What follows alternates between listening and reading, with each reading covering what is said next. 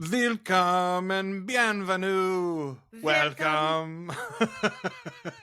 I did the whole thing today. All right, what do I need to do? There we go. Manually start live video. We are live on the Facebook. We are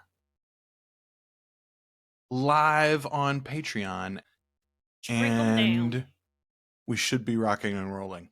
All right. Hi. We're still early, so we won't do like official nonsense. It's my birthday weekend. It is. Are you doing anything fun tomorrow?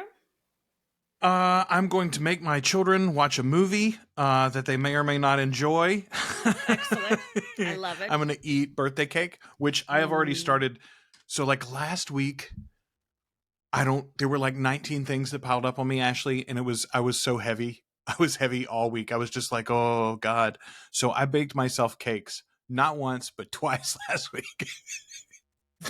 You know what? We all need to remember that there's cake. When we're having a long ass week, it's that good thought to remember. Technology. You can just make a cake. You grown. You can make that cake. You an adult. You can have a cake when you're having a shitty day. It's nobody's business but yours. It's true.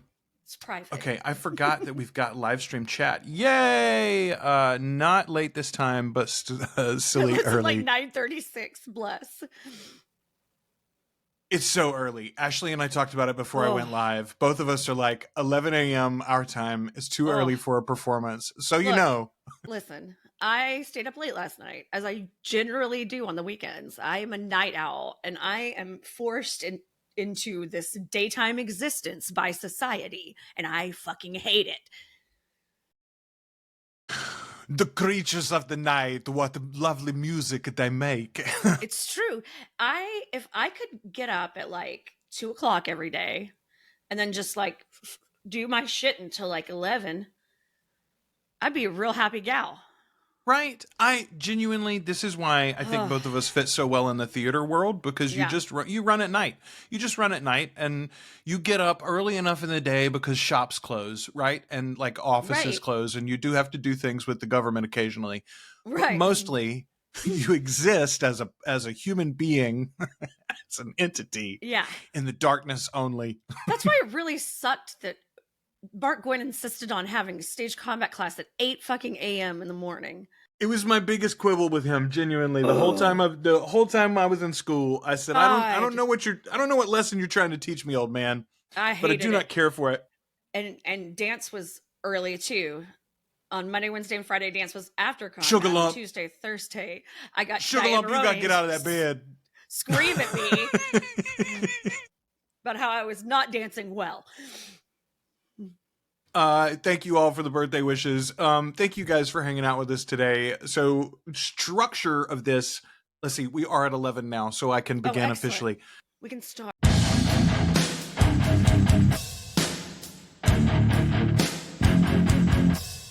Welcome to the Articulate Coven, the original, unofficial fan podcast and community for Anne Rice's Immortal universe, The Vampire Chronicles, Lives of the Mayfair Witches, and the Immortal Universe TV series from AMC and AMC+.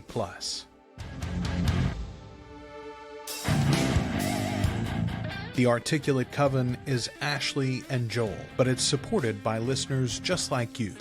Find out more at articulatecoven.com/join. Welcome to the Articulate Coven. We are your hosts. I'm Joel. Ashley. And we are the Articulate Coven. And I am the birthday boy. So fet me, everyone. Yes. Fet me Happy endlessly. Birthday, Joel. Happy or at least birthday. For the next 24 hours or so. Okay.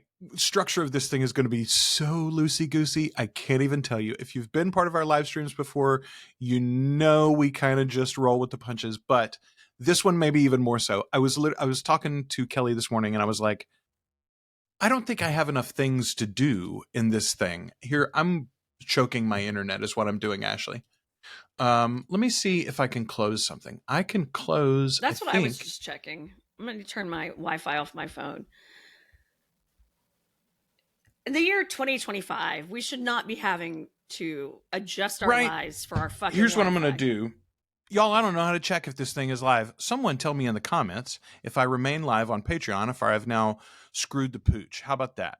Likewise, let me know if I'm up on the Facebook group. We were in the Facebook group briefly. I didn't promise that, but I tried it. It may just be that I have to get to a better place of internet before we can do all of the things at once. I do know that we're live somewhere because there's a handful of you watching us. So Yeah, we see please you. tell me in the comments where we are Where? happening and Where what are is you happening watching us where. from? There you go. I was talking about the structure of this thing. So yeah, I asked Kelly this morning. I was like, I feel like maybe I don't have enough for us to do. And then I started to talk about what I wanted to do today. She was like, yeah, I think you got plenty. I was like, all right, I'm overthinking it. I came over from Patreon and you were live then. Okay, there you go. So we were live We're at the live moment somewhere. at least. And somebody is watching us somewhere. That's what matters. Well, okay. someone's watching us from the Netherlands, which is very exciting. Liz is watching on YouTube. Maybe we're only live on YouTube. If we're only live on YouTube, I apologize. I'm sorry if I crash the other things, but my internet won't withstand more than one stream of something, apparently. North Louisiana internet is not all it's cracked up to be. It's not. I'm going to blame this one on Elon. I have Starlink, y'all, because I do live in the woods, and so that's what we got. We got to go. We just got to go to space, people. What are we going to do today? First and foremost, I want to tell you, and I know a bunch of you have seen this, but I want to tell you the story about how I found Anne Rice. It's kind of in the first episode. I've done it at different times. I posted it to Christopher. Maybe it'll show up in the celebration. But I want to talk a little bit about why I started the show at all. There's an interesting historical moment that happened. I captured it from my memories. There's a thing that happened on Facebook several years ago that I thought was coincidental that it was happening today. And then the other thing, the big thing that we're going to do is that we are going to react to the teaser footage finally. Yes, let's see. Utah says hi. Y'all go kill it today. Oh, Kelly just sent me a screenshot. She's watching it. Melissa Bouchard says, I'm watching you on Patreon. There's a bunch of us there. Okay, awesome. But it seems like Yay! you are not seeing our comments. All right, great. There we go. Okay. So what can I do about that? Can I do something about that? Let me try to think about that, Melissa. I need to know how to funnel the comments from Patreon. I don't know what's happening there. Okay. The big thing, though, is that we're going to react to this trailer. That's going to be like the big buildup of the whole thing. I haven't watched the footage at all. One of our anonymous patrons, and we've got a couple of patrons, by the way, that the first time that this happened, I was so shocked. I was like, well, why wouldn't you want to be applauded in public for, paying your favorite creators and supporting and et cetera, et cetera. And at first I was like, oh, it's maybe they like have a situation where they're trying to stay kind of anonymous online. And then I thought, and this may be the case, maybe they're like, Joel, I know what you and Ashley do online, and I don't want my name on it. Okay, I like it. With you. I'm going to watch it in the privacy of my home. I don't want to be on all lists. Yeah, I don't want to be on all the same government watch lists that you're on. Especially in this economy, Ashley. In this economy, I understand. Is my point. Stay in trouble. So, anyway, one of our anonymous patrons, though, they said, hey, I see that you're going to react to the footage. I made a video where I took like the best pieces from everybody's video and tried to put it together and do something kind of consistent. So it's going to be low quality, especially on the stream, but Ashley and I will get to see it as about as good a quality as we possibly can. So I'm excited to do that.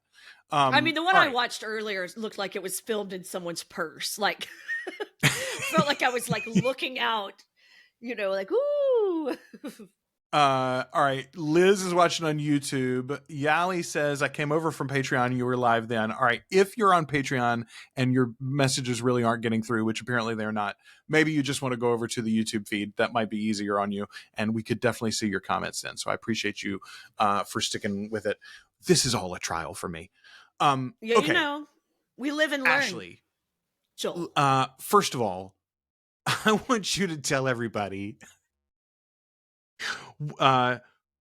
tell everybody about like the first time. I mean, we had met several times because we'd worked in the theater department together, but do you remember the first time that we really hung out? I'm 99% certain that I remember vividly the first time that you and I hung out together. Oh, I remember. Okay. I don't know that I do. I remember one of the times I thought I remember you coming over to our house on Hazel Street, but I could have made that up completely.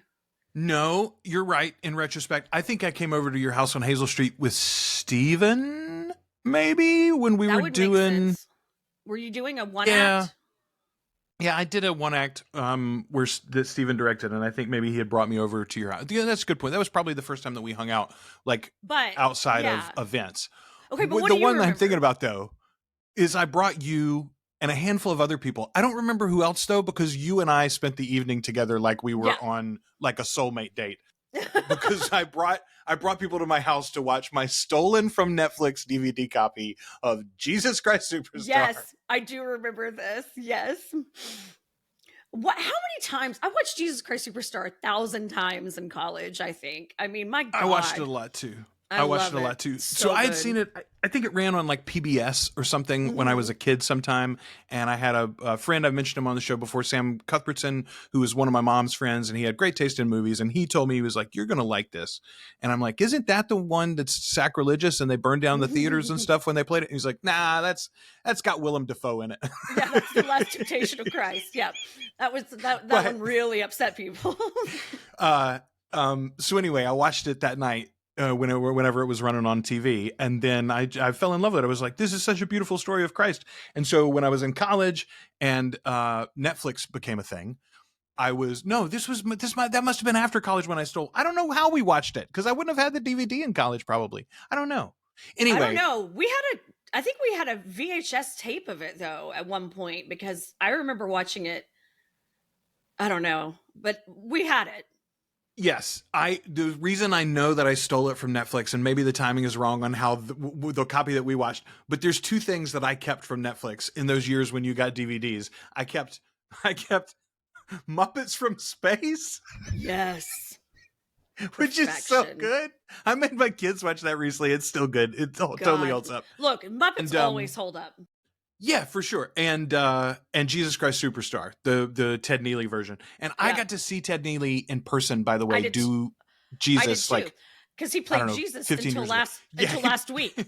Until he couldn't walk. I mean, literally, like he's very immobile these days, and he was playing him until pretty recently. He still killed it. His vocals had held up though. He was truly impressive. And I can't remember the guy's name, but the lead singer of Living Color was Judas in the performance that I saw live too. Yeah, it was great. It was great. But anyway, we put that on, and I'm sure we had all intaken substances. What? No. Y'all, we had a drive-through daiquiri stand. Let's discuss it. Yeah, well, we were definitely drunk. I'm assuming we were on something else other than a high level of Octane. grain alcohol. Yes. Yeah. But we put on that movie, and almost immediately, you and I stood up and began our one woman and one man performance of where we play every character. Yeah, the entire show.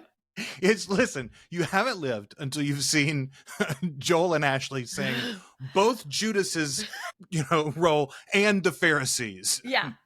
It is. It's impressive. A multifaceted, impressive performance. I sat down with some friends recently and watched Cats, the movie that they made. The new one? I still haven't seen it. It's fucking bananas.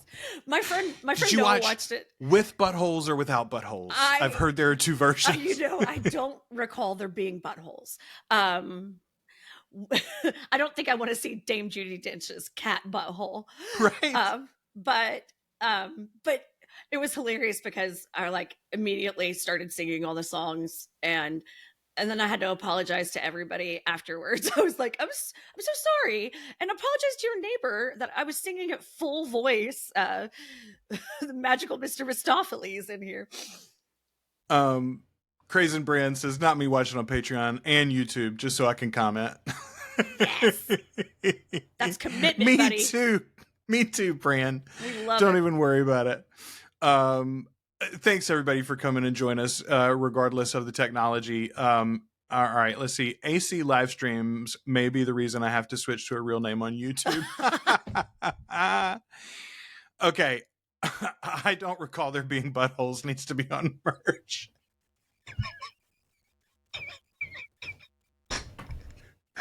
Oh man, that is so wonderful. I don't recall Okay. there being buttholes. So let me see if I've got this on my desktop. I think I had these images on my desktop somewhere. Ooh, a mini birthday bundt cake. We should have gotten cake. Why don't we have cake? I really should have thought about it and had fucking cake like ready. Right? No, I don't need all of the things. Let's see. Blown Hang out on. candles and shit. All right. God. I drove to Chicago one time with a bunch of theater people, and the entire trip was singing musicals at full voice. It was like me and TJ and I think Todd Smith was driving. It was a hilarious road trip. During Mardi Gras break, we went to...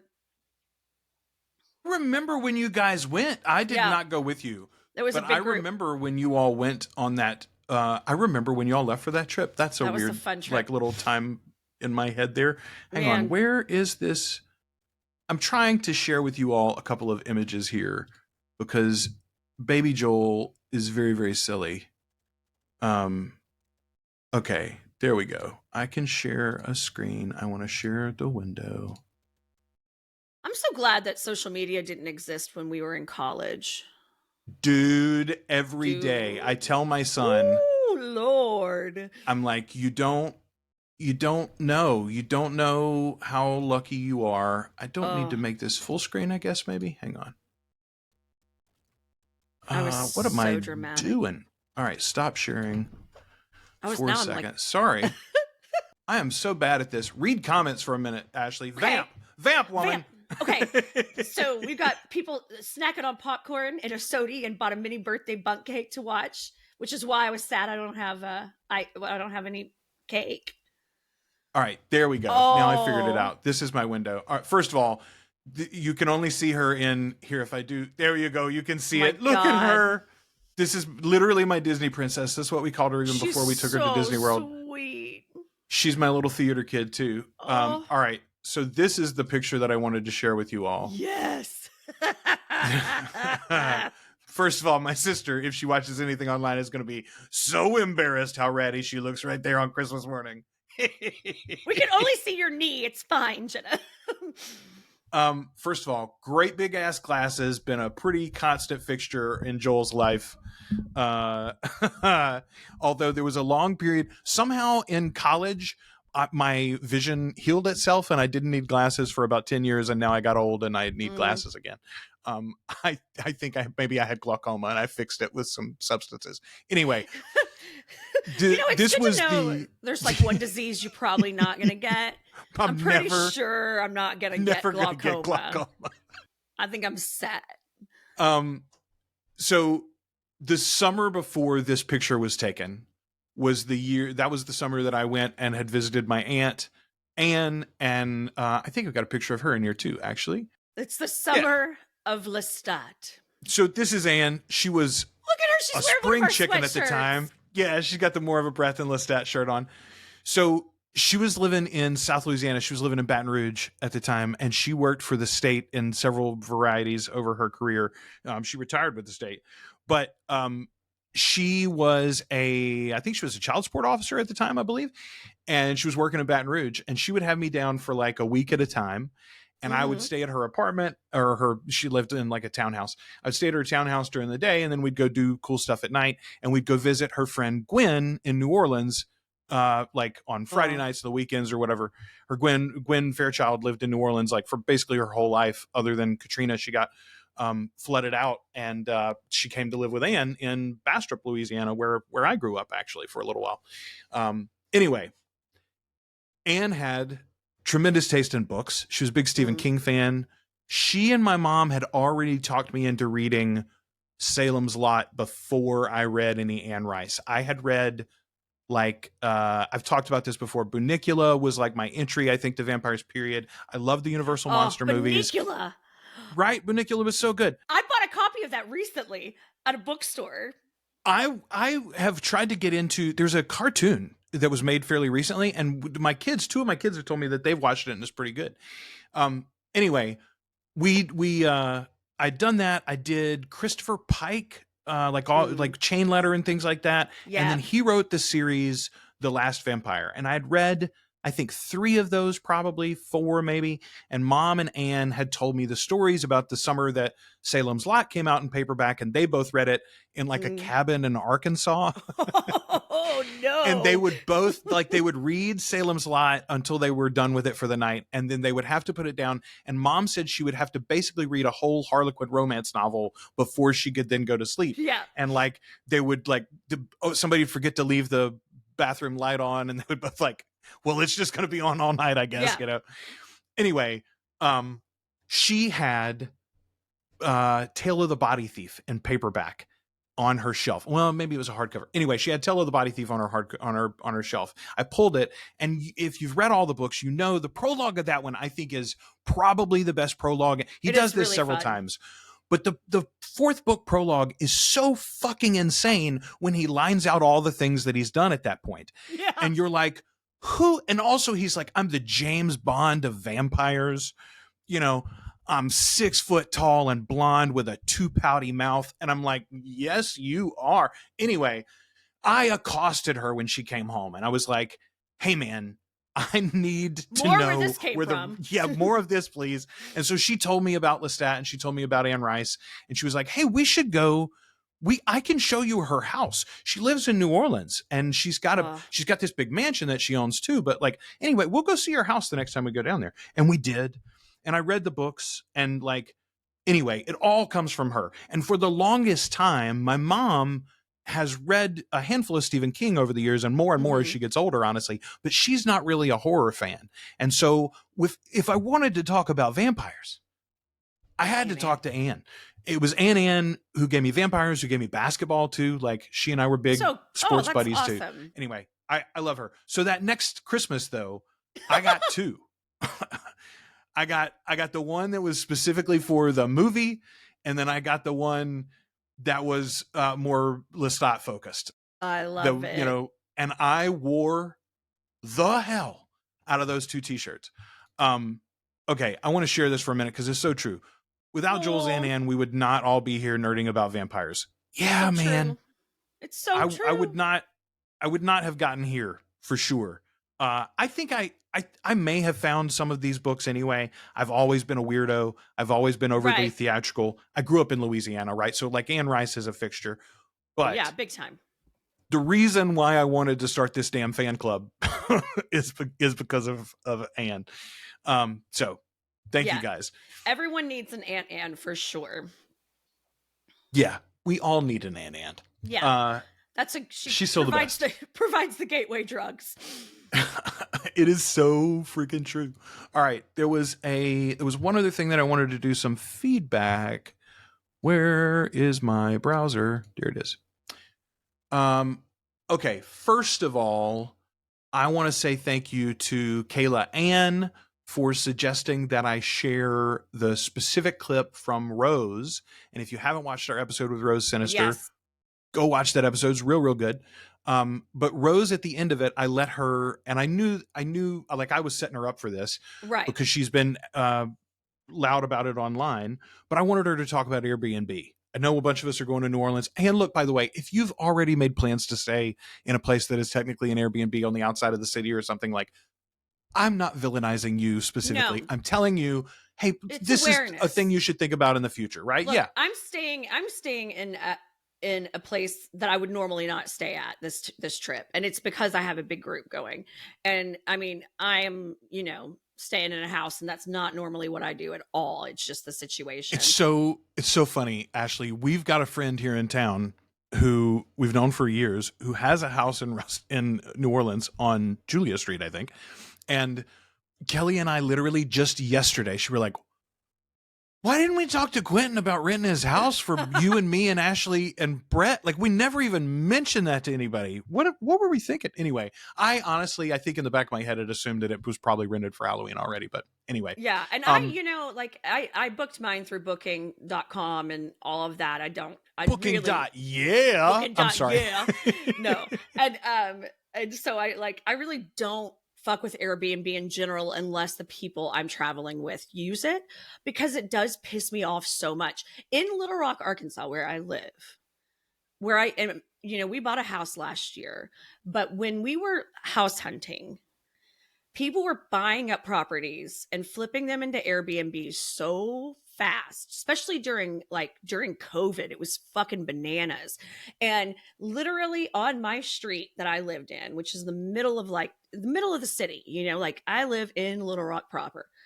There were like 3 within a block of me, like not in the greatest part of town. Not, I was like, what the fuck is even happening here? Like, I should not, like 3, like within a stone's throw of my house. It would just infuriated me when I was house hunting. And then now you see all those houses going on the market, and they all look the same. They all have that same fucking gray flooring, and it's because they're built to both minimize expense and maximize appeal for the average short-term renter. And you're like, all right, here is, before we get into the feedback, this is the other thing that I wanted to share. This popped up in my Facebook memories today. 3 years ago, we're recording tomorrow night for 2 episodes. Wednesday, you'll get our discussion of the novel Memnoch the Devil, and Sunday, you'll get our discussion of the AMC behind-the-scenes special for Anne Rice's interview with the Vampire series, premiering October 2nd. Ashley, we have talked so many times about how you and I were here in the before times. Yes. But genuinely, this was such a weird moment for us, because like the week before, or maybe even the day before I put up this post, you had messaged me and said, hey, there's a behind the scenes special up on the TV series. And I was like, they're really doing it? You and I did not do any coverage of the series that summer before it started. No. Because we had both decided it was going to fall through, just like the Hulu deal. We were pretty sure it was not going to happen. Yeah. Y'all, we had not given up hope. We did not have a lot of faith. Did not have a lot of faith. And we had not met Rollin Jones yet. Praise the Lord. Let's spread the good message. That's right. I have a lot more hope and faith thanks to Rollin Jones. Praise. Okay, so that is that. A couple of pieces of I started the discussion of Rose. Thank you to Kayla Ann though for bringing that up and she said, hey, can you cut that and make that a short, because I would like to share it, because the same thing's happening in Galveston. And I knew I had already cut it, but I hadn't scheduled it to share yet. So I shared it yesterday, I think. And it got a lot of traction on TikTok and a good bit of traction on Threads. And awesome. And Rose reshared it again, because if you live in one of those communities, it's just like you were saying, Ashley, it's like it really does affect your everyday life. Well, it's like it doesn't create any kind of community. You don't have neighbors, because no one lives in that house regularly, and then you just have strangers coming and going, in your backyard, which is so strange and weird. And I think when Airbnb started, it was a whole different thing. And now it's just kind of, people really, really want income they don't have to work for. I'm for it. Let me tell you about my course, Ashley. Now, that's a great transition. Let me tell you about the course I'm selling. Yes. No, but genuinely, look, mailbox money, right? That's what when I was growing up, that's what my father said. You got to figure out some way, son, to make some mailbox money. And I said, what the hell is that? And that's like, money that comes up in the mailbox that you didn't work for that much. Passive income, y'all. We all want it and we need it. And there are lots of reasonable, fairly ethical ways to build it too. Even real estate, like owning real estate for investment purposes, is not inherently evil, and nobody is saying that. The idea of the short-term rental specifically, as conducted by these massive national and international corporations through your mobile phone, that's the problem. Yeah, and it is. Yeah. When you live in a town and you buy a second apartment across town so that somebody can have an affordable, nice place to live in and you can make a little extra money, great. When you own 150 of them, maybe, I don't know. Anyway, regulation perhaps, not our job. Someday we'll have a functioning government again. Oh, I mean, we might, Joel. I Um, don't know. I don't know. okay. Secondly, Ashley, I don't know if this is as bad a failure as when I got uh, Rollin Jones' sexuality wrong. Oh, less. But Nicholas Denton is not Australian, or is not British. He's Australian. I Yes. got that wrong for sure, and thank you for correcting me. Lots of people have corrected Oh me now. no. Yeah, I was very wrong on that one. Oh, I missed this, and I don't want to lose this. Dahlin said, "I aspire to be an Aunt Anne." Okay, Yes. this is everybody's homework, y'all. Okay, even if you don't have kids, right? You got friends that got kids. You Yeah. got a sibling that's got kids. Corrupt You friends. know a little weirdo kid in your life that needs Anne Rice as an outlet, y'all. Yeah. You got to process when you're us at 11 and 12 and 13, and I don't just mean me and Ashley. Most of y'all are this way too. When you're like that, it's a hard row to hoe. The world is not like you. The world does not want you. The world You are does not know not what to do with cool. you. I am not Yeah, a cool you don't person. you don't fit in with your peer group, No. and adults are frightened of you generally as a rule. So like, you need an Aunt Anne to be like, hey, it's fine. You're Yeah. gonna make an You're excellent, gonna be fine. sexy 40-year-old. You just don't know it yet. You know, You got to get there. it's so true. It's so true. You have to really, really have those struggle years. You have to really, really. I mean, but I had this conversation recently with my kids, but it's like, you know, there's the argument, even like I've seen a bunch of like CEOs and stuff make this argument, oh, we got to make it harder on our kids because the hard times is what built Right. us, and we're going to have a bunch of softies. I'm like, don't give them artificial obstacles. But Right. here's mine. My 17-year-old probably doesn't have to go get a job. He's going to get all sorts of scholarships. He's like 8 months away from graduation at this point. So like, he's going to get his college paid for basically, and he'll never work unless the world burns down genuinely, he's not going to like lift a shovel for the rest of his career. So like, why not go get a shitty job flipping burgers or filling paper bags or stocking shelves at a grocery store or whatever it is, and experience, first of all, the public, right? Oh, What it's like to Lord. work with the public and how terrible that is. Oh my God. I think everyone should have to wait tables at some point in their life. I think it should be like a required for you to grow and develop into a good human being. Everyone should have to wait tables. This is so important. I mean, like if I go out somewhere with someone and they are rude to a wait staff, they are dead to me. Like, yeah, it's so dead to done, man. me. I have literally left dates before with women that I had been very excited to take somewhere, but they were crappy to a waiter, and I'm like, oh, you're not my people, actually. No, okay, no, then. No. Y'all, okay. I've mentioned on the show vaguely before that I'm a picky eater. This is my birthday special, so screw y'all. Y'all got to listen to this sort of stuff. I'm like a very, very picky eater. I eat plain hamburgers is almost exclusively what I eat. And when I mean no sauce, no pickle dressing, to be found. Not a pickle to be found. Okay. All right. When you eat, first of all, when you really like fast food hamburgers, and when you eat them plain, you are confronted on a daily basis with failure at a human level, with disregard at like, these people do not care about my weird order, and they are confused by my discomfort in wanting to eat the thing that they have given me, and it's often a difficult interchange.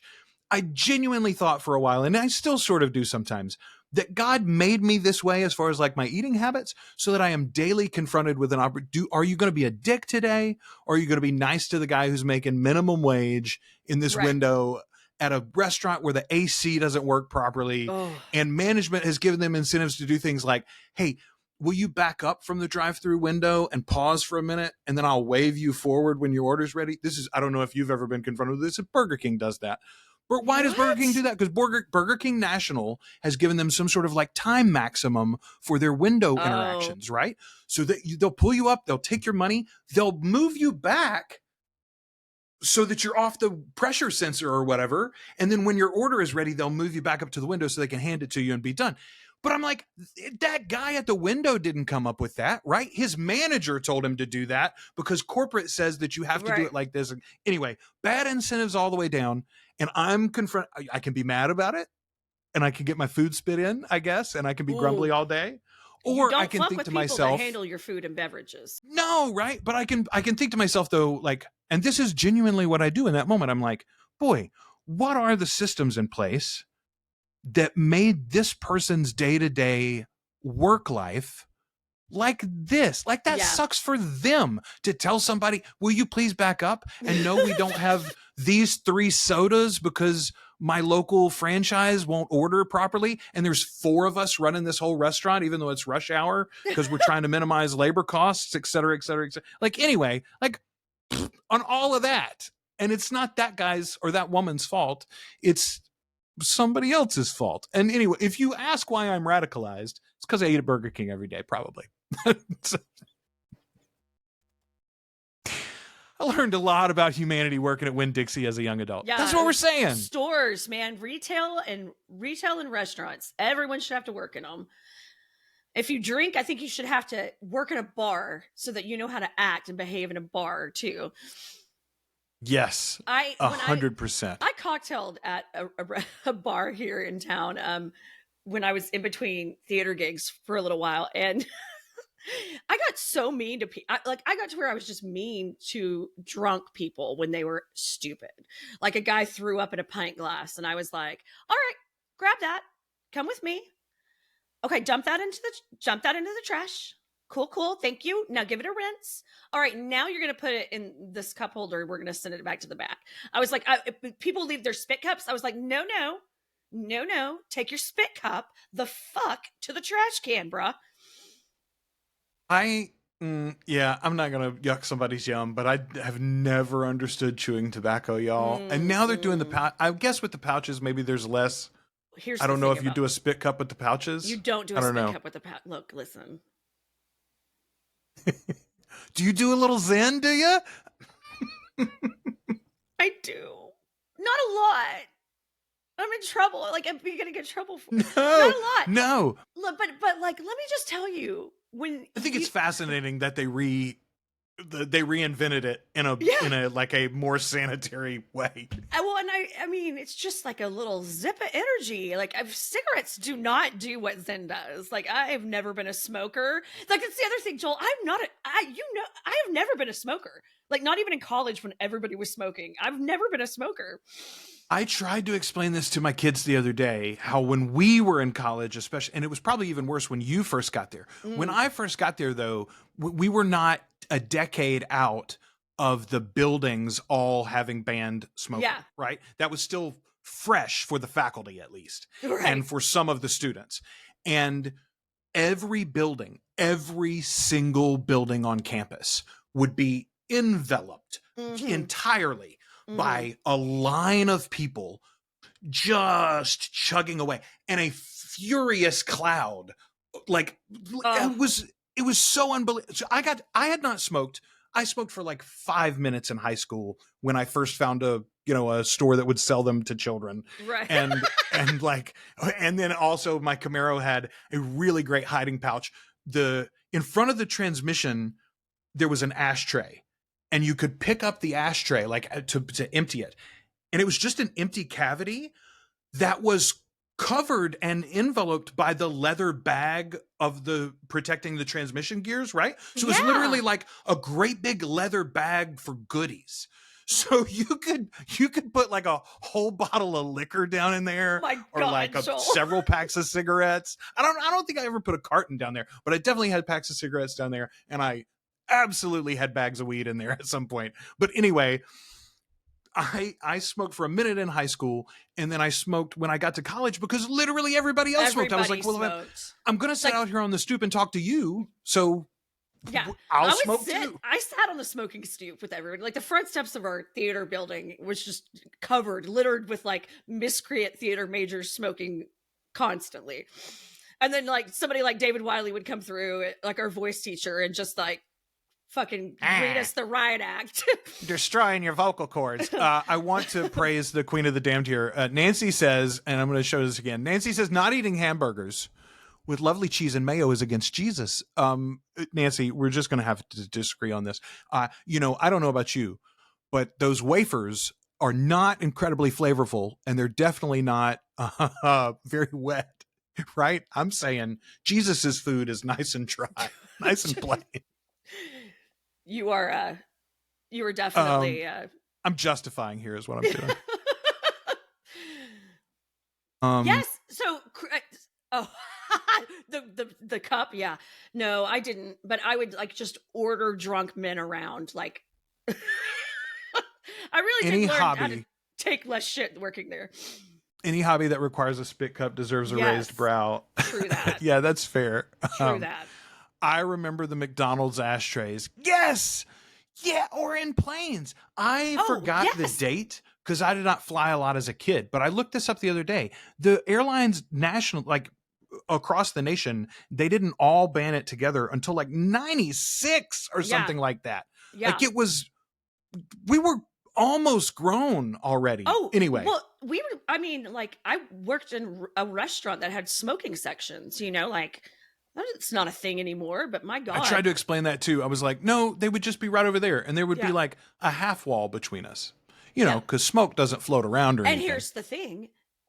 You wanted to work that smoking section because you would make bank. Number one, smokers generally drink, so you're going to have a higher ticket price. They don't mind sitting and waiting a little while for the food. They're just going to smoke a fucking cigarette, Just enjoying themselves. Yeah. As long as smokers have their cigarettes, they are fun people. Meanwhile, the rest of the restaurant is like, it's so smoky in here. Let's hurry up and get home. Yeah, get the fuck. So if you're not working, if you're working in the non-smoking sections, you do have an opportunity to turn tables much more quickly. Okay. This is something that I wanted to talk about. And again, I'm looking at it right now. So if I don't do it now, I'll forget. The Venusian 1314 on our YouTube channel commented on, a clip from the Rose Sinister episode where I was defending Lestat because he's never done anything wrong, and Rose is very biased against him. She is. She's very. I was surprised. It's one of the few areas where she's wrong. She's just very wrong about this particular thing. We see this, Ashley, is how you have civil disagreements. That's right. We can disagree and live and let live. Yes. In her wrongness, we can allow some her. Things. Not human existence. Not basic human rights. Anyway, the Venusian said, I have a theory that people assigned male at birth tend to fall a little harder for Lestat. And first of all, my little heart said, oh, wait a minute. Are you telling me I'm more masculine because I got the hots for Lestat? Yeah, that's right. You're absolutely right, the Venusian. That's 100% true. It's not anecdotal. I think probably like for me, I'm just like, I can see all the things that would make him a very, very bad partner, a very bad boyfriend, a very bad, I think it's something about, I think those of us who have a tendency to want to fix people, particularly romantically, who have a tendency to find the broken baby boys or girls who need tender care and will truthfully appreciate, like, because that's where that comes from, right? Is we want to be needed, we want to be centered, we want to be important in someone's life in a way, and so that's why you latch into a broken relationship like that. I think that's the key that binds those of us who are Lestat lovers together. Is we also baby boy. Have tried to have a few fixer-uppers over the years. Yeah, a few fixer-uppers. Yeah. Throw some spackle on that and call it a day. Right. Yeah. Okay. We've got one that agrees with me on this. Is that OA or QA? OA says yes, precisely. That's it. OA. Are you named? Isn't that the name of the Netflix show? Are you named for the Netflix show? I like that show so much. I'm not going to even say anything about it. I'm 99% certain it was called the OA. And if you've never watched it, I think it's 2 seasons. Maybe there's 3. They didn't finish it properly, but like, it's so good. Lestat does not need fixing. He's perfect. He could do no wrong. End of discussion. Yes, indeed. I will say this. He did a little wrong in Blackwood Farm and Blood Canticle. He was that rant. God, that opening rant of Blood Canticle. I still think about that and just giggle sometimes. I was like, I want to save millions to the cause of Christ. How dare you not enjoy Memnock? Mm. Analytical, empathetic hotties for Lestat. That's it. That's it. I'm going to put that on a fucking t-shirt. Yeah, that's analytical, empathetic hotties for Lestat. All right. I tell you what, we're closing in on an hour, and I don't know how long this is going to take me to fan myself while we watch it in slow pieces. So why don't we start? Oh, well, first of all, here, I'll do this. Dahlin says, Lestat is a flawed, messy queen, and aren't we all? Indeed. Oh. Indeed. Oh, yeah. Hey, it's just your name. My bad. I'm assuming some sort of fandom. Yeah, popular culture affiliation. I will say, I'm like, again, 99% sure the name of the series is the OA. Richard Bennett turned me on to it, actually. I think it's you're right. real good. It's got Lucius Malfoy from the Harry Potter series. I can't think of the actor's name, but it's got him in it. As like a doctor. Yeah. What is his real name? Good. I love him. Real good. Yeah, he's so good in everything. All right, let me share this window. He's hot, too. Like, I remember seeing him in the first thing I saw him in, and I was like, Jesus Christ. He was playing a real bastard, too. And I was like, oh, shit. He's hot. He's a hot bastard. There are few people who play a more despicable guy than he does he does a well. Real good job. As far as like current actors go, for sure. Jason something? What is his name? Jason Isaacs. That's it. Jason Isaacs. All right. Let's see. Can't relate. I've loved Lestat Leoncourt, even in an interview. Same as the book. Elpha Bathrop, Dorian Gray, Great Comet, especially Anthony Kurgan, MCU Elektra, and Matt Murdock. But I'm built different. Yeah, okay. I bet there is a lot. I hadn't thought about Matt Murdock. I bet there is a lot of crossover in Matt Murdock lovers and Lestat lovers. That's a good. There's the Catholic guilt at the core. There's the like definite and undefined belief in justice that's sort of like willing to bend based on the moment, right? And also there's a general attitude that I'm the only one that can fix this shit. Right. Yeah, that's fair. All right. Liv says, I'm very excited to see this. I'm very excited for you to see this teaser. Me too. So let's watch it. All right. I have not seen any of this. Ashley, you've watched this already a time or two, right? In some form? No, I've only watched it. I watched it one time. And what I watched was not the sound. For some reason, the sound was synced wrong. It was real bad. So I am hopeful, and again, thank you to our anonymous patron for putting this together for us. I'm hopeful that this will be decent enough that we can break it down a little bit. I'm going to go away from the live stream video footage, and I'm going to go to the other window so I can see it bigger. Look at that. All right, here we go. Oh, yes. Some Hollywood asshole asking me whether I want to write the movie version of the book. I'm like, blow me, lose my number. Calls me back a week later, what about a documentary? I'm like, Louis won't even talk to me. He says, not Louis Lestat, the white guy. The white guy. Like, blow me, I hang up. Calls me back a week later, I want to direct it, figuring that'll end it. I have one meeting with him, a meeting with Lestat's lawyer, and it's Vampire Rumspringa for Danny Boy Malloy. First of all, that's a fantastic line, but also what a great. Okay, that answers a lot of questions for me. Okay, because we wondered like how they were going to frame it. It was clear that Daniel was going to be involved as like a documentarian of some sort. Right. They had talked about doing a office style mockumentary that we were going to see pieces of the tour that way at least. Yeah, that makes so much. Okay, so who's the guy who puts it? I'm assuming this is still Talamasca oriented and controlled, just like the book was. Who is that he's sitting with? I can't tell from here. It's not Louis, right? No. No. Oh my God, it is Louis. It's Louis. All right. He wasn't dressed like himself. Okay. He's wearing white. It's interesting too that he would confront Louis though about this because like Louis pissed at him about the book. Yeah. All right, let's see if Louis bites his head off here. I mean, maybe even literally. I'm glad the book worked out for you. You read it? You liked it? I didn't like me in it. Passive, selfish, a liar, and not the lying to myself kind of fucking liar. Yeah, you didn't like the part about Claudia and him on the train.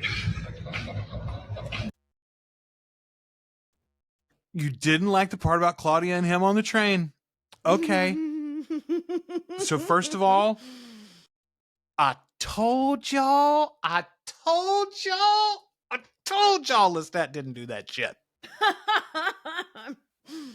Lestat hadn't done nothing wrong ever. No. I'm going to share this one because she's so right. Lordy, Jacob. Yeah, he is looking very nice there. I will say he's in his JFK Jr. era, I think, with his wardrobe there, isn't he? Like that's why I said from a distance it wasn't him. There's some sideburns on Louis. Yeah, for sure. Timea says, which by the way, Timea, a new patron. Thank you, Timea, for joining us. I have just realized I haven't seen this whole teaser until now. Oh my God. Same seats. Actually, same. Hey, and again, I want to crow on the anonymous patron. There were obviously you're working with several different pieces of video there and trying to put them all together. There were a large section in the middle there where that was pretty damn clear. So good job, man. Yeah. Yes, you're damn right, Book Skurs and Purrs. I feel vindicated. I know. I told y'all. He wouldn't tear the head off the freaking poor so ticket funny, taker. Though. God, I love that scene. Tickets, please. Oh, I will say this. What a good writer Daniel is, right? Like that's the beauty of that. Also, it makes you think some of what we've seen so far in the show is in fact from the book, maybe, I think. And anyway, it's so, I'm so glad we're doing this.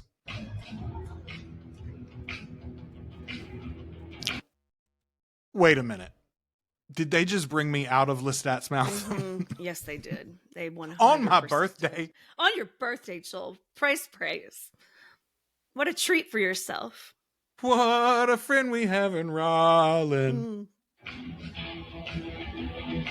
Okay, so there's the scars. They seem to be real. They are not just painted up on stage.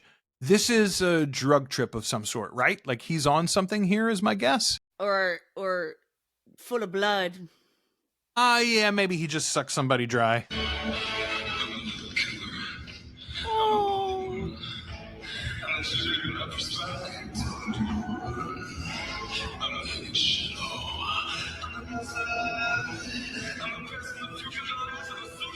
Okay, there was a lot of stuff there. First of all, baby Lestat looks adorable. Oh my God, he's so precious. Shut up. Shut your mouth. Okay, we're gonna watch him get dragged out of the coven. I mean, not the coven, out of the convent. I feel fairly not the convent. That's not where they go. Where do monks go? Yeah, the abbey, whatever. The abbey. Yep. His fathers are going to pull him away from an education and the church, and his father and his brothers. Like that's my guess, because why else would you have him at that age? And then secondly, he's got his pistol out. My guess is that's probably during the wolf fight. We're gonna get wolf killer list. We are. We're definitely. Also, my guess is that's baby Jinx that he was carrying through the back hall of the concert there, passed out in some capacity, maybe a groupie, but I bet it was his baby Jinx. Monastery. Thanks. Monastery. There you go. Thank you, Leonore. Yeah, you're fantastic. Monastery. God, why could I not? Look, they're listen. monks. They're in a monastery. Words are hard sometimes. Wait. This is so good. Timea. They did this just for you, Joel. They did. Happy birthday, buddy. They really did. Happy birthday, buddy. They really did. It really does feel like that sometimes. Okay, man, so much there. And genuinely, when you realize that this is from the first, and I said 30 days before, they had filmed for 30 days when they got to Comic-Con, but Rollins said there was a date that was they had to film everything that they were going to put into the teasers or whatever before this date. And that was their hard cutoff. So like, who knows? Is that 2 weeks even that they had been filming? Yeah. I don't know. So much stuff there. The tour bus looks so fucking cool. Oh, I am going to be a real problem when this series starts airing. Look, listen, we're going to have a really good time. Oh.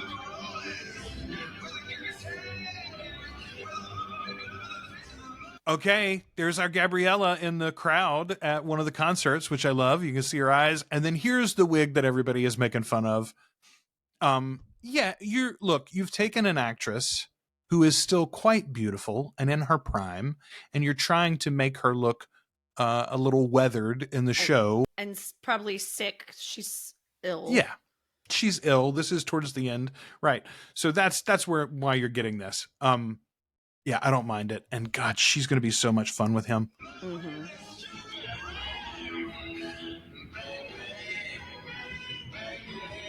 Okay, we got a glimpse of Daddy there. And we got a glimpse of another vampire in the crowd who did not seem pleased to be there and to see what was going on. Man, this is probably the moment when she's telling Lestat about that gravy train she wants to run on the whole the whole town. My God. So her hair looks fine there. Yeah, no, her hair is gonna be fine, guys. Like it's one shot without any effects added or any like tweak. They're trying to ram this out the door. Yeah, Gabriella's gonna look amazing. He did not direct a play and then come home canoodling with one of its victims. Today, who did that, I wonder? Repeat the name. Santiago, I could understand at least he had a presence, but I'm happy to discuss. I'm with him. First of all, I like that he mispronounces the name. Santiago, I could have understood. At least he has a presence. But Armand? Okay, I want to scroll back here in the comments a little bit because there were some good ones I think that were scrolling by. I can't believe the months we have to wait. Yeah. Boy, the mom relationship in this one is going to be. Oh wait, we skipped right over what Gabriella was doing with her hand. Uh-oh. Was she diddling? Dear. She had a little handiwork. Doing a diddle. Just arts and crafts. That's all. It was arts and crafts. Yes, the way Lestat says Armand, it's funny because he says Armand with almost the exact same inflection that Armand says Lestat. Right? They love to hate each other. Yeah. Okay, yeah, I was looking down and I missed the hand. Shit, now I want to go back. All right. You know what? It's my show. I'm going to go back.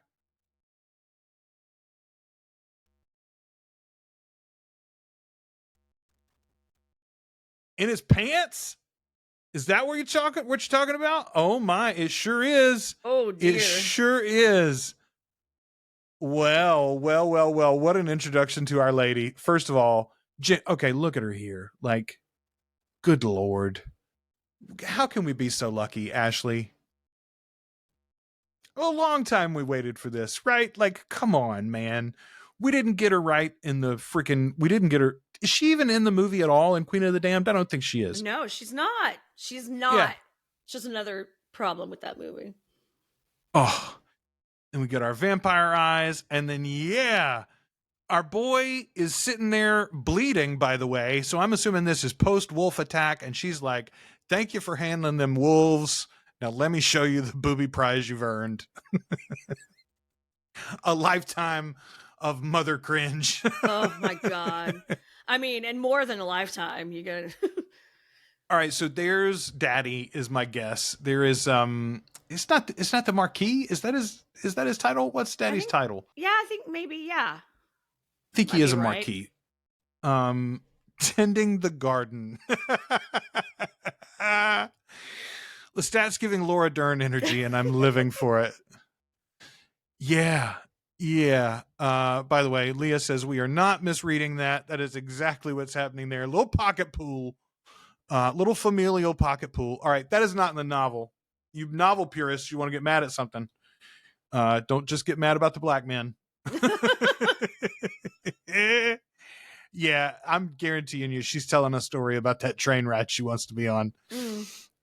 All right, here we were. I think we've got all the way to the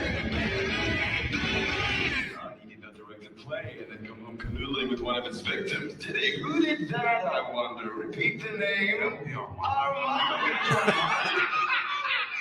Santiago, I could understand. At least he had a presence, but I'm happy to discuss Armand if you think that would help. Is it true that you had a second arm in Sausalito with him? Did you take turns driving across the Golden Gate Bridge? You held the wheel harder on each other's backs and pretending to guess wrong. I bet.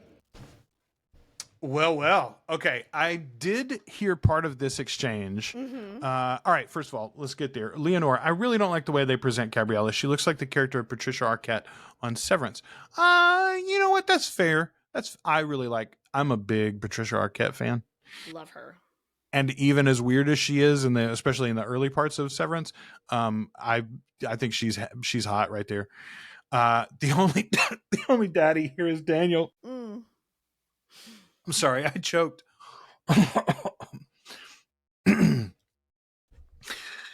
Yes, I might put that scene on repeat later. Don't even worry about that. That's none of your business. Now I've got this file. So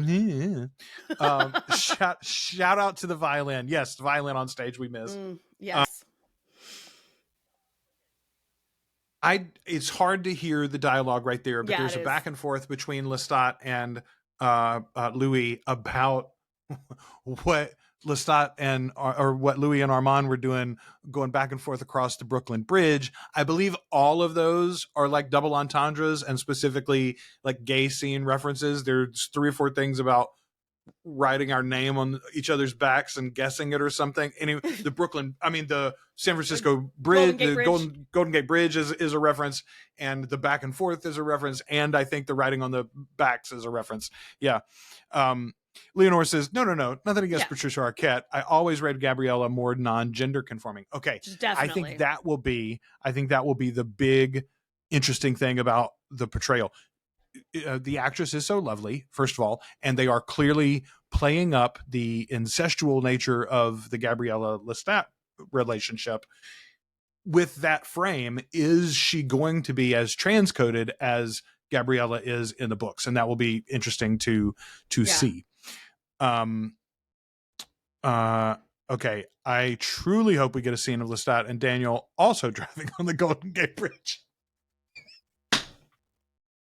I will say this.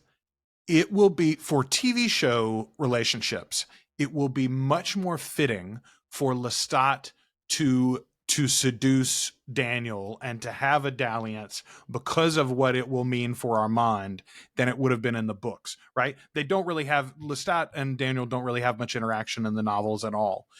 But in the show, Lestat is this petty about Armand's time with Louis. Yeah. First of all, it's much longer in the show than it was in the books. Yeah. So I think it would totally make sense if Lestat's like, oh, I got your boyfriend too. Don't even worry about it.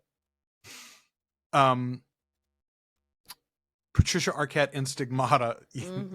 Yeah, you're not supposed to, but I do. Yep. Yes, I am hoping for trans mask mommy. Yeah, man. I think that's what we're gonna get. I don't think this writing crew will shy away from that at all. But it is interesting with the context of how far they're going with the relationship with Lestat, as we see here. Yeah. All right. I bet very specific details of book out of thin air. Let's try and circle back to the particulars.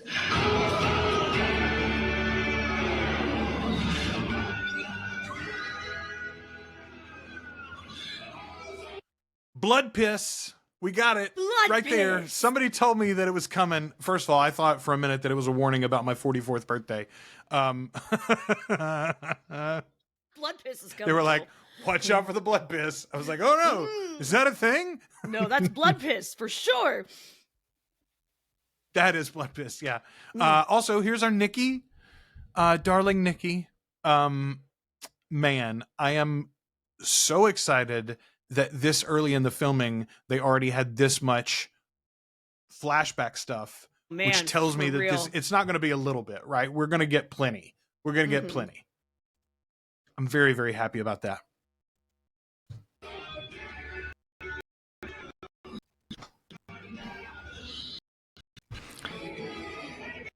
Okay, first of all, that was DJ Sam, our now we know a Talamasca member.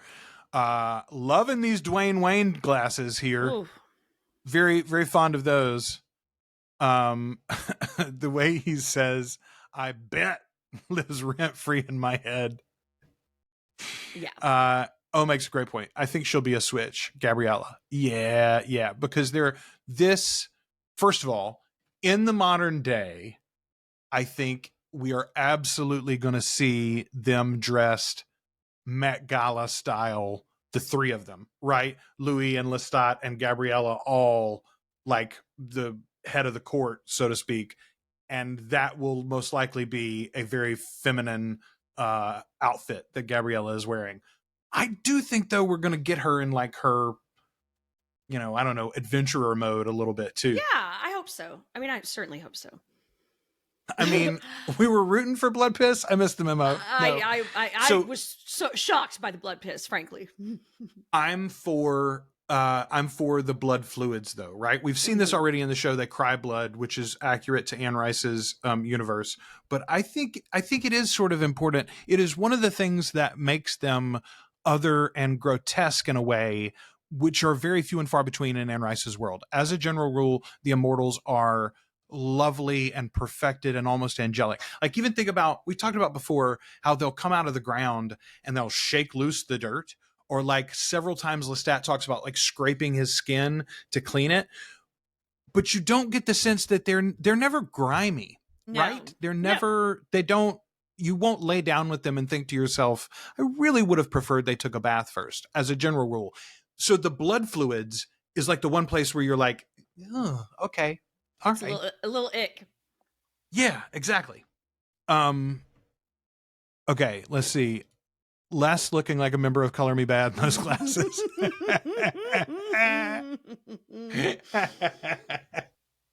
That is hilarious. That is very accurate. This looks period to me, though, too, though. I don't know. It's hard to tell because he dresses like that even in modern day sometimes. Yeah. Oh, I think that might have been when he makes Mama, because maybe he put the glasses on. Yeah, maybe he put because that's her laying there as my guess. So he puts the glasses on to get past the lawyers and the doctors that are holding her when he goes in to break her out. That's exactly what that is.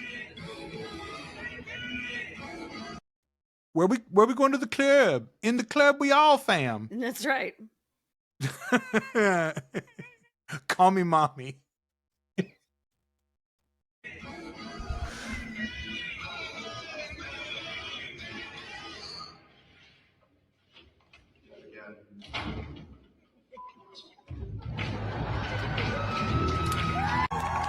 Oh, okay. God, that was worth the wait, y'all. I really that feels like a very athletic afternoon for myself just now. I really appreciate everybody for being part of that. Hell yes. My watch has alerted me that my heart rate has risen. We're all good now.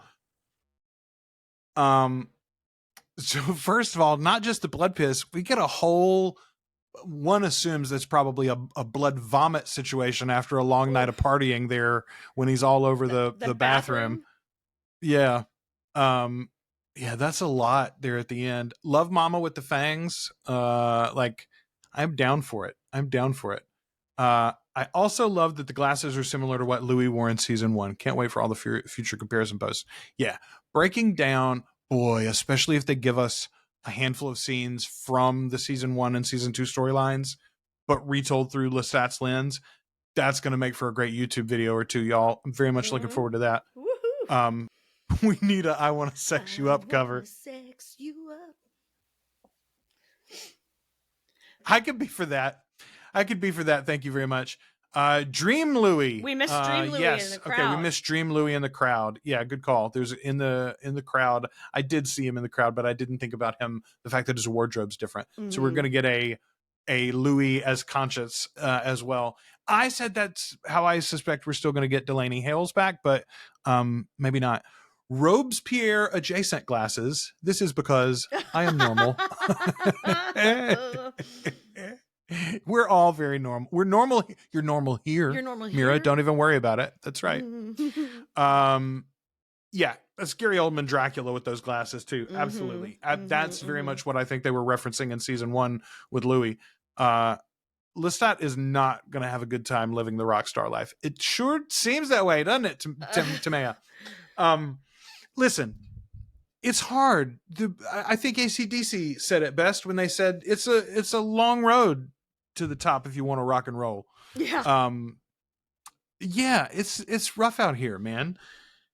Also, he doesn't have his team put together, right? This is a rebound situation effectively for Lestat. He comes onto the ground, he reads this trash book from his ex, and he says to himself,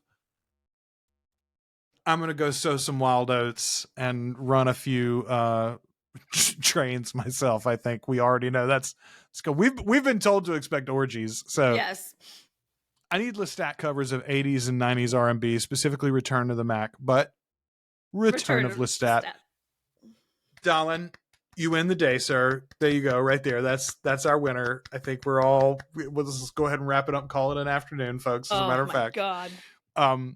Okay, let's see. Thoughts on if that's blood spit or blood sweat on the lens at the end. Okay, I wonder if he hadn't attacked somebody in the hallway was my first thought. But you make a very good point. If he's coming off stage and he literally like wipes his face and then flings it at the camera, that would be cool. Since we're talking about the blood fluid being important, a blood sweat sheen would be interesting to visualize in that way. And then he's like, and you're done now, and slams the door on them. Yeah. Okay. I was also hoping to have Claudia in the townhome memories from Lestat's perspective. Yeah. I think that's entirely possible that that's the way that we get Delaney back. We got just a glimpse of that when he told his story at the trial effectively, Well, what's really interesting too is if we do that, then it's like we see Delaney in the townhouse instead of Bailey, which is interesting. Oh, yeah. Oh, I didn't. Yes. Okay. Yes. That would be, well, okay. We already did that some in season 2. They put her in the fight scene, right? Yeah. Yeah. Yeah. I hadn't thought about the fact that you would technically be, you're technically showing something that you hadn't shown the first time. That's interesting. Anyway, y'all didn't lie. That was worth it. That's a heck of a, I genuinely don't know why AMC doesn't release that though, y'all. That's not spoiling anything really. Nerds like us are going to break it down and tear it apart and show you what it could mean. Right. But like, we don't know what any of that means. I don't know that that's Lestat's daddy at the table drinking from the fancy cups, right? We don't know that that was Lestat laying over Gabriello in the glasses, et cetera, et cetera. Like, I think they're making a bad move not releasing that. Yeah, it's kind of weird that they haven't. Someone said, Andromeda on YouTube said, could they not want to show the TVL trailer simply because it's not the trailer? They said several times that they put that together with what they had so far. Maybe they want to release a proper trailer with more scenes later on.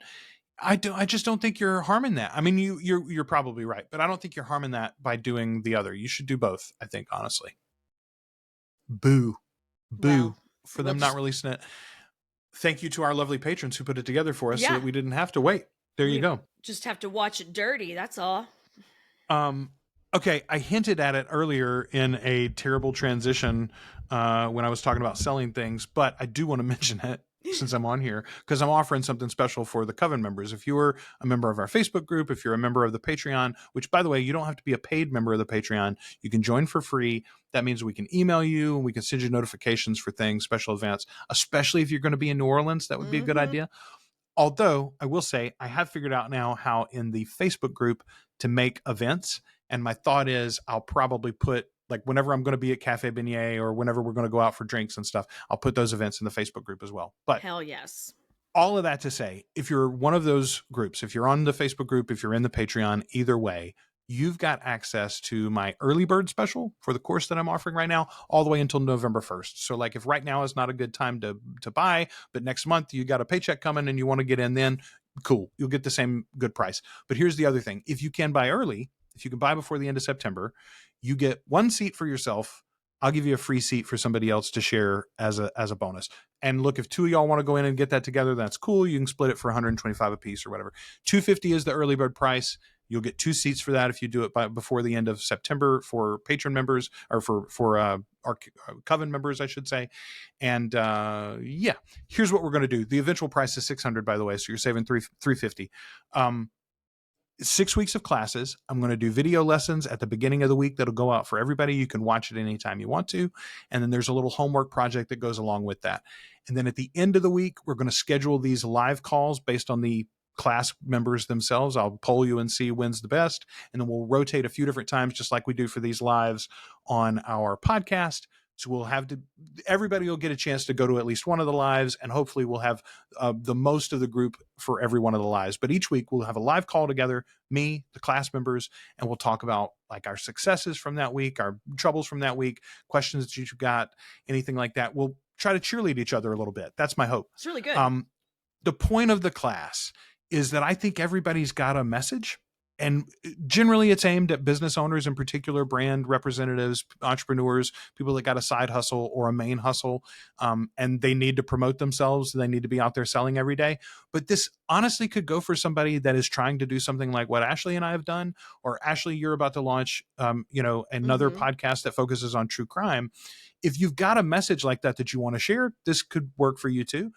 I think most people don't know what it is that they want to talk about. And It's not that they don't know their subject, but they don't know what is charismatic, compelling, and consistent about themselves. Like on our best days, we can all talk about lots of things very eloquently and passionately and with affect by, helping to affect an action from our audience.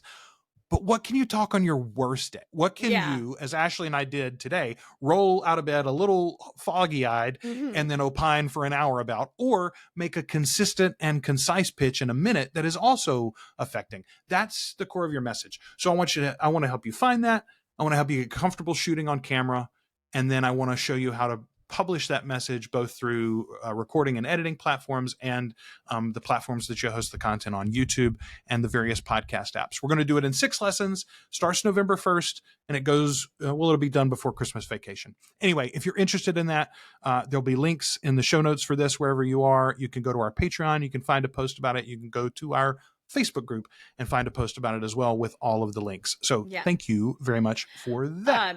Books asked what the name of the podcast is. It's called Unsolved Arkansas. So it's about, like cold cases and questionable deaths, things like that. So that's kind of what we're going to be diving into, more like local stuff here. I'm so excited about it too. Ashley and I were talking about it recently, and it's like, she's like, do we want to put it out with the Articulate Coven branding and stuff? So it's going to have its own thing, sort of like Flan Again, but it'll have the Articulate Coven logo on it, and it'll go out on our YouTube channel so you can subscribe to it there. We're kind of on hiatus for it until November because we are all so busy in October. My God. Yeah. So we'll come back from New Orleans, and I'll be hosting this class with some of you, hopefully, and Ashley will be launching Ready to Rock and Roll with that podcast. So like realistically, if you're going to start cranking up in November, in the first part of November, the listeners, people who are watching this, shouldn't expect episodes for that until the new year, or maybe by Christmas time. I'm hoping we can get a couple done by like December, but I would, in a perfect world in December. In a not perfect world, it'll probably be January. Yeah, but regardless, it will be there soon. It sounds really good, y'all. And it's like first of all, we're all into the spookiness, right? Ashley in particular loves the detective work and the laying out of the clues and the following of the trail. I've been into true crime since I was a kid. I know that's fucking weird, but I've been on this true crime train for a really long time. Like I'm pretty sure the first government watch list I got on was because I checked Helter Skelter out of the library when I was 13, I just, you're like, wait a minute. Oh, keep an eye on this one. Charlie wasn't even there. Ashley, Charlie didn't do it. Yeah, I know. So I'm really excited about it. It's going to be fun. Well, Joel's having a coughing fit. Excuse me. Yeah, I did. I choked myself up over a Charlie Manson joke. I couldn't. He cracked himself up about Charles Manson. You say one thing for Joel Sharpton. He is his biggest fan. I'm Not Charles like Manson. Lestat. Your Much own like fan. Lestat in that way. No, sorry, I am not Charles Manson's biggest dangling participle there, wasn't it? Modifier or something. No, not Charles Manson's biggest fan. Joel Sharpton is Joel Sharpton's biggest fan. Now I'm only going to speak in third party. Okay. Leah says Helter Skelter was it alongside Stephen King before the vampires even. 100%. Yeah. So I never read the book. I don't remember watching any Charles Manson movies or anything when we were young, but I do remember it being like an ever-present thing, which is weird in retrospect because it wasn't like it had been a hot minute even when we were very young. Yeah, you know? 100%. Yeah, my dad was interested in true crime stuff too. So I think that kind of trickled down from there. And here's not to put this conversation into a downer mode at all, but I do wonder, like my kids, I got a 17-year-old, a 16-year-old, and two 12-year-old girls, or they're about to be 12. Will their generations be as interested in true crime as we are when their day-to-day existence is so inundated with the details of like you and I did not hear about these things on like a moment-to-moment update basis in the way that they do now, right? Yeah. There were no TikTokers explaining the inside story that the networks weren't telling you. Exactly. Wasn't following school shootings moment by moment on Twitter, Right. Liz says, I'm so excited for you. Can't wait to check out your new podcast. It's going to be fun. And we'll make sure we'll link it up. We'll put a drop into this feed so that even if you just listen to us, you'll know that it's happening and you'll see it. Yeah. Sammy makes a very good question here. Any info on the vampire tour? Okay. Rose Sinister. First of all, you know what? I'm going to pull this up because it is so freaking good. I'm going to give you the actual message that she sent to me. And I had messaged them a few times and said, hey, I think I know the answer to this, but our group is wondering if you have sent the emails and they haven't, they have missed them somehow. All right. I've got to log in. I was in the wrong Instagram account apparently. Whoops. I was like, no Rose Sinister messages in there. Okay, here we go. Rose said, she says, no, I haven't sent the emails yet. I have written 7,000 words for my work in progress since we talked. So nice. ADHD goblins and no sleep got me. And that was it was like 2 or 3 days after we had recorded. That's incredible. Then I said, hey, it's really fine. I just wanted to be able to calm them down and be truthful about it when I did. And she said, tell them, please. Your tour guide is a feral neurodivergent creature of the dark and seedy streets of the French Quarter. She regularly communes with rats and doesn't flinch at palmetto bugs. Her brain is not built to process the ordinary passage of time. She has the executive function of a goldfish that once jumped out of its tank and spent a few too many minutes gasping on the bedroom rug before being returned to the water. She eats, drinks, sleeps, and dreams vampire stories. Great guide, by the way. Great guide. But not a normal human by any standard of measurement. She says, you can copy and paste those exact words. So I did, and I sent it to some of you, I think, in the Patreon.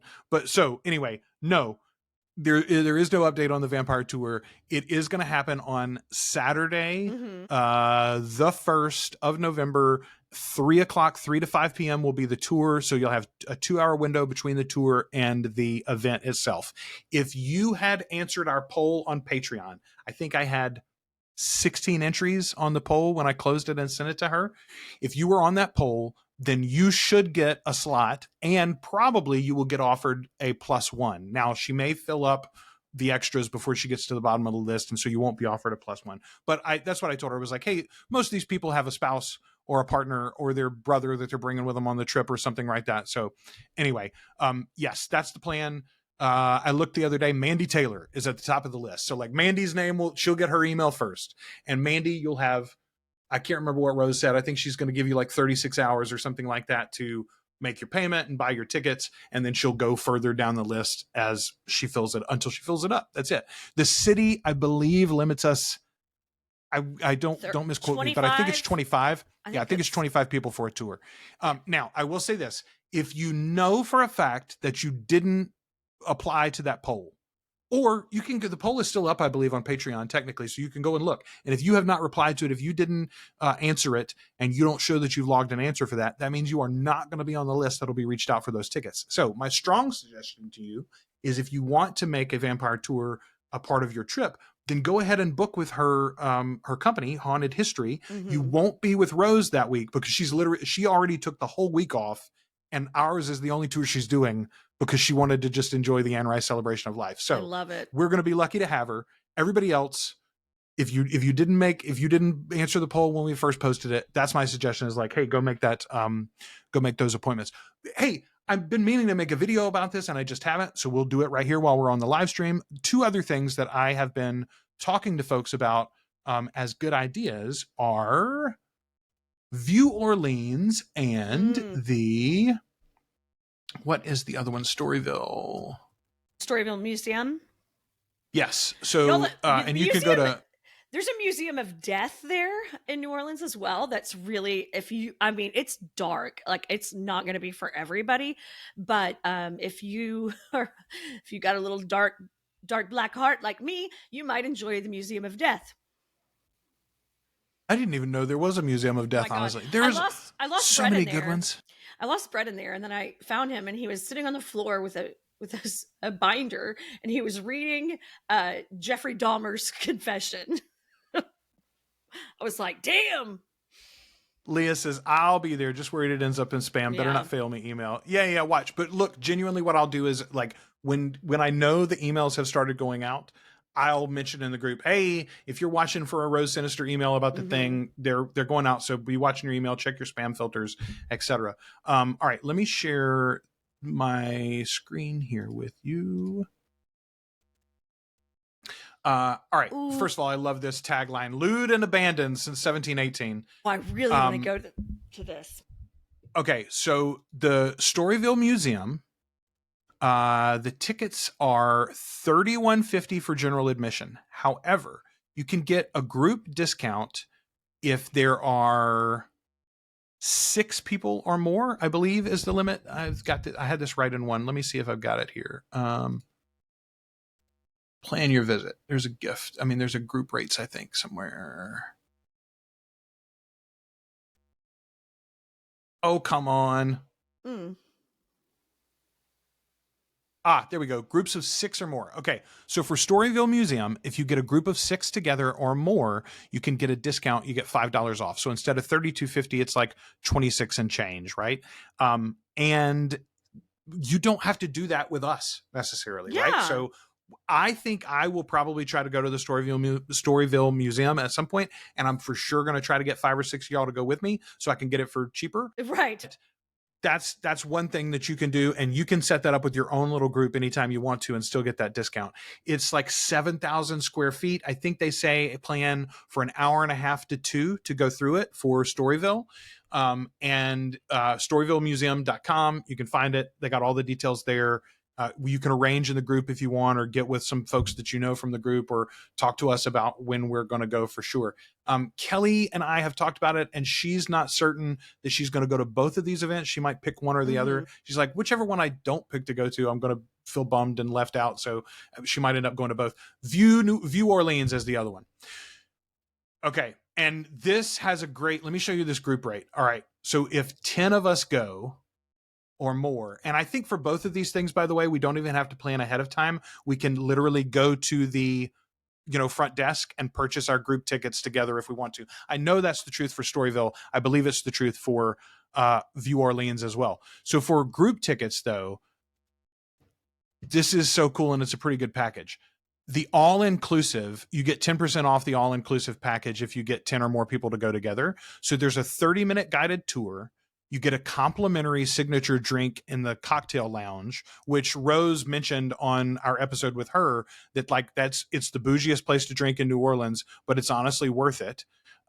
So this is like a cool package, I feel like, because the cocktail is going to cost you $25 or $30, honestly. So get the tour for free. But it's a 30-minute guided tour of their exhibits. You get to hang out on the rooftop. There's like an observation deck that you can actually go outside. And then the lounge is all surrounded. The cocktail lounge is all surrounded by windows as well. Oh, So you love get it. this rooftop view of the city. You can see everything from up there. Be a cool place to hang out for a little while. I'm definitely going to go to this. I'm going to make Kelly go to this with me. The other thing that you Yes. get when you do this is the elevator. On your way up in the elevator, it shows you the city progressing through time. Like you start and it's like the 1700s or something. And then as you get to the top, it's 2025. And you see the city grow and age as you go up in the elevator. This is not unique to New Orleans. Kelly said she did something similar to that in Tennessee at some point, like in Knoxville, maybe. They went up on a tower and the tower was a video screen, or the elevator was a video screen and showed you the progression of the area.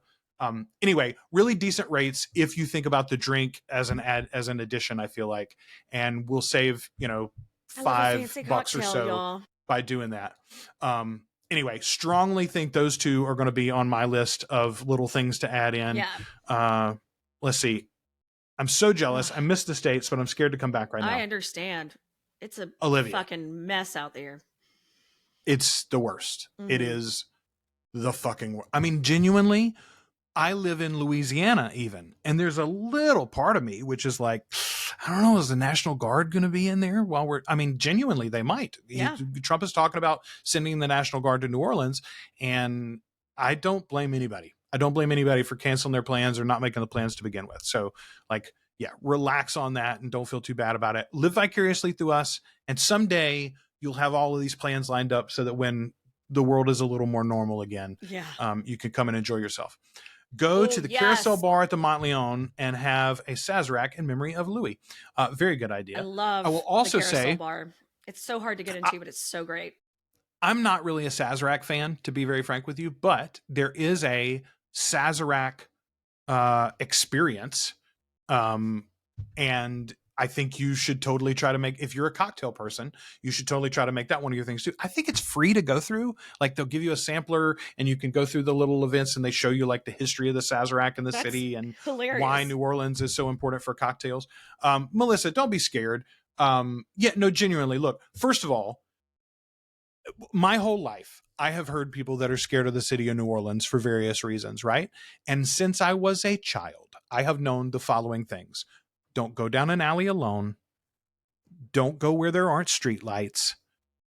Travel in groups is the main thing. If you travel in groups, you're always going to be safe, honestly. Just, walk with confidence. Yeah, walk with confidence and look where you're walking too, both who's around you and also literally the ground. The ground is uneven in many places. You will twist an ankle and you will not enjoy the rest of your weekend. So ruin your weekend. Yeah, also you'll be in a puddle that is not, it will maybe be worse than the blood piss, honestly. So like street gravy. No one needs that. Leah says, I did that and enjoyed it. I think she meant the Sazerac. Yeah. It's free and you get a few little sips. Nice. Yeah. I thought it was free, honestly. Crazy Brand says, I'm from Baltimore, so not much scares me. You're fucking hard. I mean, look, man, cities are effectively all the same as a general rule, right? You be smart in the way that you travel and what you're doing. Be somewhere you're supposed to be, not where you're not supposed to be. And you're almost always going to be fine. I have wandered the French Quarter alone repeatedly. Like, I mean, it's not the best plan, but like, yes. And your shoes are on your feet. If anybody asks you, I bet I could tell you where you got your shoes on your feet. Just ignore them and keep walking. Same thing. I like to scream. Brett loves this. Brett loves this so much. Every time it happens, I'm like, hey, because he was always wearing Jordans when we're down there. So always somebody's fucking with him. And I just kind of scream over my shoulder, on his feet, fuck. And then we just go about our business. Kelly's had to interject. She's watching the live stream, I guess, in the other room. She's like, I need to offer some advice. All right. Hey, Kelly. It's good to I see don't your really face. have a voice. She has no voice, so I'm going to have to translate for her, I think.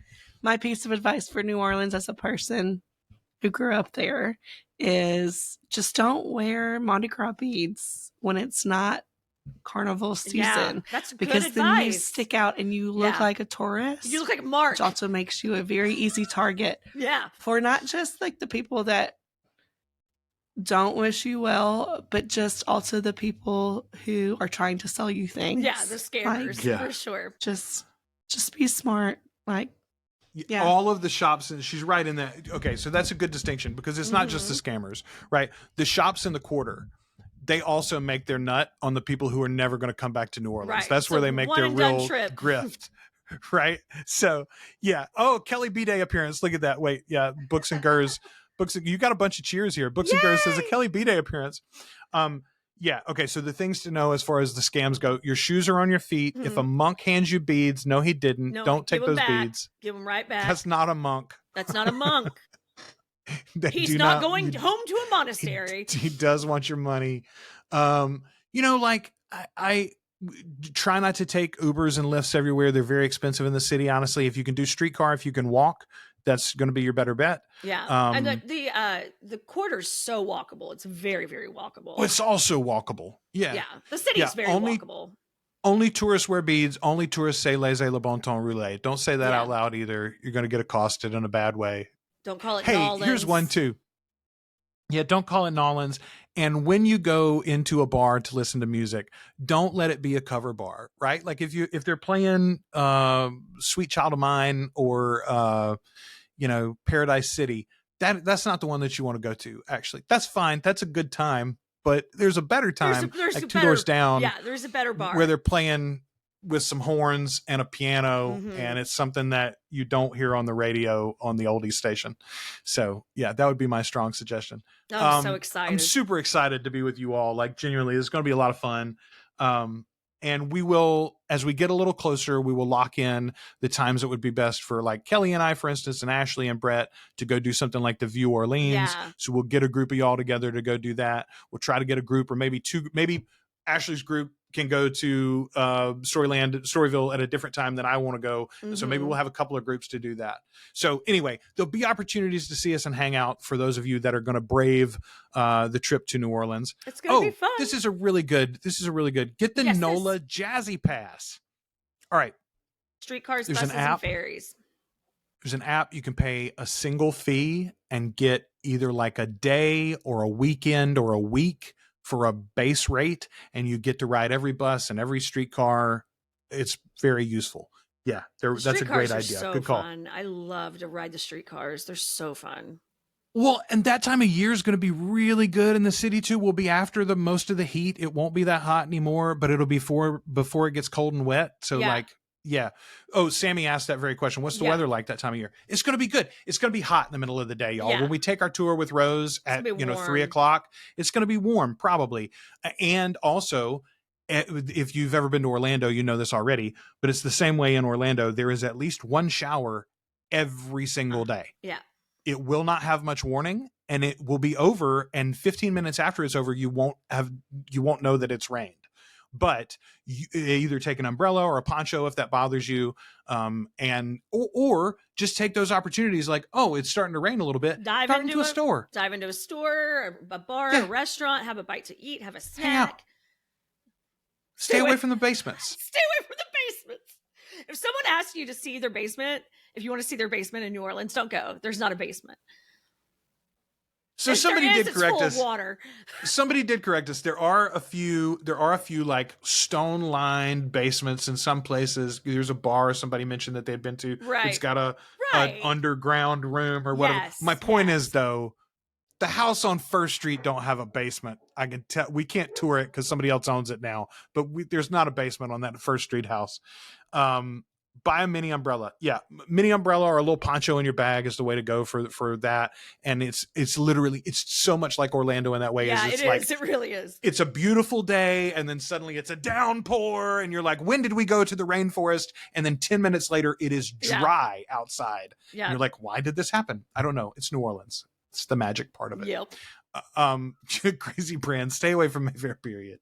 Hey, you know what? I didn't think about that, but genuinely, we ought to look into, like, maybe a group of us hop the St. Charles line or something and go down into the Garden District. Yeah. Go see the First Street house. Like, we could walk by it. Yeah. It's just a neighborhood, you know? Yeah, I haven't been down there in a while. It's been a minute to the for me Garden too. District in a minute. So that's a fun thought. It's just gorgeous down there too. All right, y'all, I think that's going to be about us. We're going to wrap it up for today. I appreciate everybody so much for hanging out on my birthday. It's been a lot of fun for me, genuinely. Yay! I cannot tell you. I mean, I had I did a lot of business this week, and I've been working on this course and working on different things going on in my day job and what pays the bills. And I had a mentor of mine tell me, Joel, you do a lot. Maybe you need to take some hard medicine here and focus. And I was like, well, first of all, I've got an ADHD brain, and I need to have 15 projects so that when I do feel productive, I can find something that fits my mood. Yes, and I can exactly. get some work done, right? But genuinely, more than that even, and Articulate Coven does fulfill that role for sure. It's been so much fun to build a group of people that like the same things that we like, and that are nervous about the same things that we're nervous about in the universe, and that are concerned for their kids and concerned for the arts, and that also want to have a good time on a Sunday evening and watch some gay ass vampires and then nerd out about all of these things together. Praise. You all indulge our little extravagances when we run into the Muppets, or we talk about Star Wars, or whatever bullshit. When we get cities and whole accents wrong, you applaud and laugh with us. This is a hell of a lot of fun, and I'm not going to hang it up anytime soon. Ashley, I now have committed you, I guess, to a birthday live stream, so look forward to that. I love it. I'm here for it. April 30th, bitches.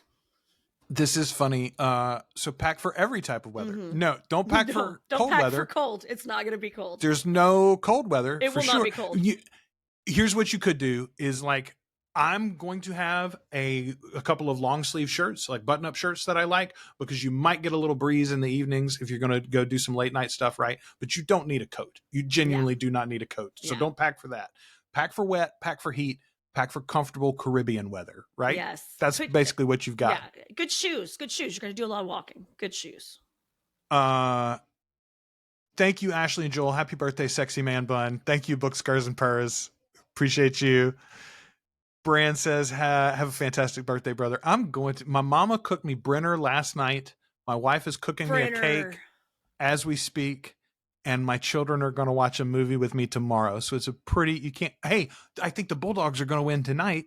Kelly and I are going to the stadium here in just a little while, actually. Tech is playing Southern Miss, which has been a fun rivalry over the years. My sister-in-law went to Southern Miss too. So we get to text each other during the games and shit talk. Yeah. It's a lot of fun.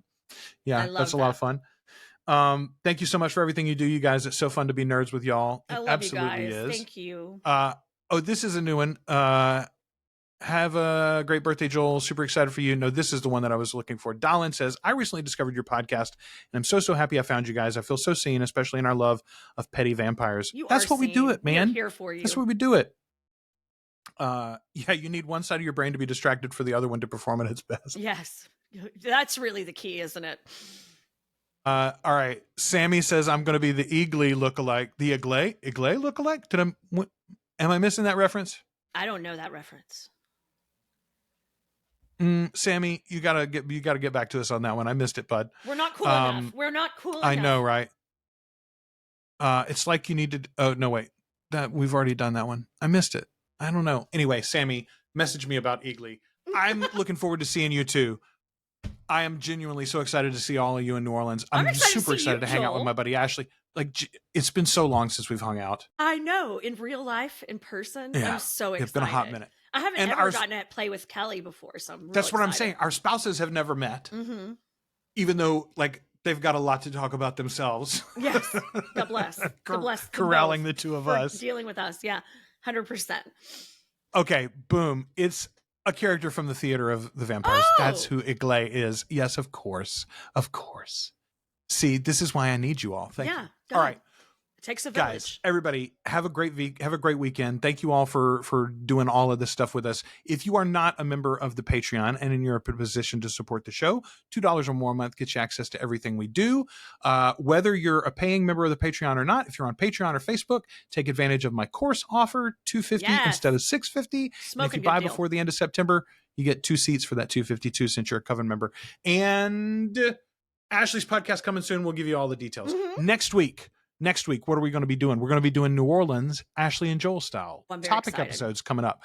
So we're going to do New Orleans, Ashley and Joel style next week. We're going to talk about our favorite other vampire literature in a week or two. Then we're going to talk about Anne Rice's biography, her life, and we're finally going to wrap up our topic list with a ranking of the vampires before we get to Talamasca properly with episode 1. There was some confusion apparently on one of our videos recently. People said, "You've seen Talamasca?" Shh, don't tell anybody. We're real media now, and we have screeners, but as long as we're good boys and girls, we'll get to keep them. So we can't tell you anything about it. We're excited about it though, so you should be too. There you go. October 26th. All sorts of details coming. Thank you again. Until we talk to you the next time, we have been your hosts. I'm Joel. I'm Ashley. And we are the Articulate Coven. Bye, everybody. Bye, guys.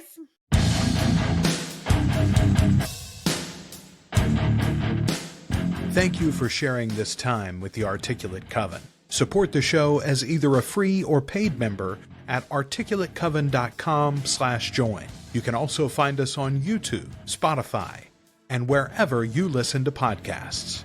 Find more from the Coven with our sister show, Flan Again, covering the works of Mike Flanagan.